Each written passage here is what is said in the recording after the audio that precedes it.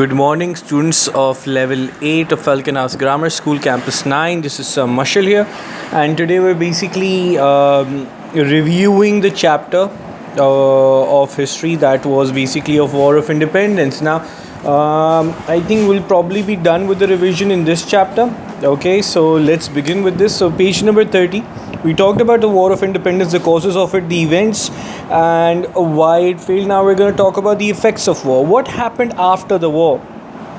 Well, after the war, as the Indians lost the fight, the British basically took over. Okay. In Britain, it was basically thought that the war being fought in India was a just fight because the Indians they were being very cruel towards the Britishers and they needed to be civilized. That's the impression that was given to the Britishers at home. Now, after the War of Independence, we know that the East India Company was abolished and the entire British Raj was brought under the rule of Governor General. In fact, he was now called Viceroy. He had 1,000 Indian Civil Service members who basically helped him to administrate the country.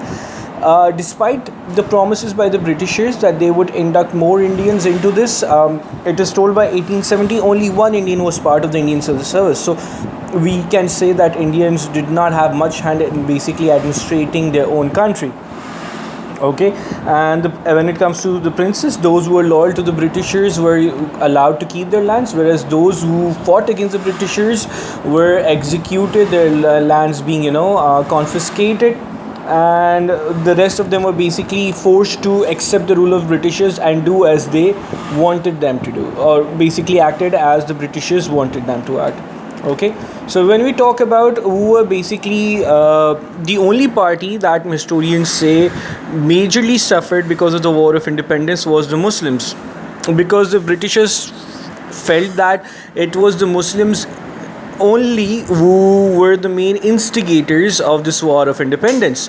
In fact, Bahadur Shah Zafar was made a symbol of the War of Independence and he was a Muslim. So it kind of showed that the Muslims were basically the main party that fought against the Britishers. So after they won the war, they made sure that the Muslims be, put on their place. We are told that the Muslims did suffer a lot in terms of, not getting jobs.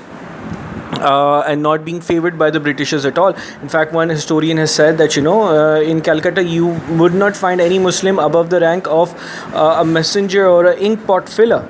So that kind of showed how they were treated. Whereas the Hindus, we are told, readily accepted the Britishers as the masters of India. They took they accepted their way of life, they accepted the language, and in return they were upgraded. They were not upgraded, but they were basically moved up the ladder in terms of their social life, so living standard.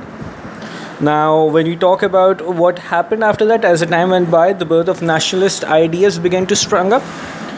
Because now the Indians were getting education. Okay, there were some Muslims from wealthy families were getting education as well.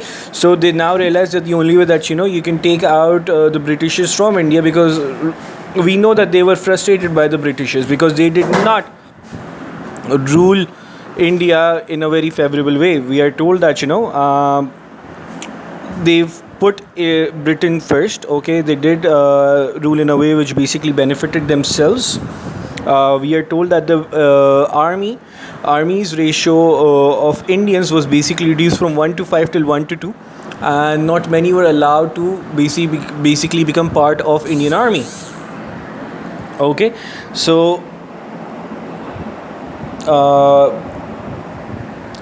finally we are basically told that the birth of nationalist ideas by 1866, 1867, 1870s, we actually see different organizations coming up, and that eventually led to nationalist ideas coming into the Indian society. Alright, so this is it. I hope you have understood it. If you have any questions, any concerns, you can always get back to me.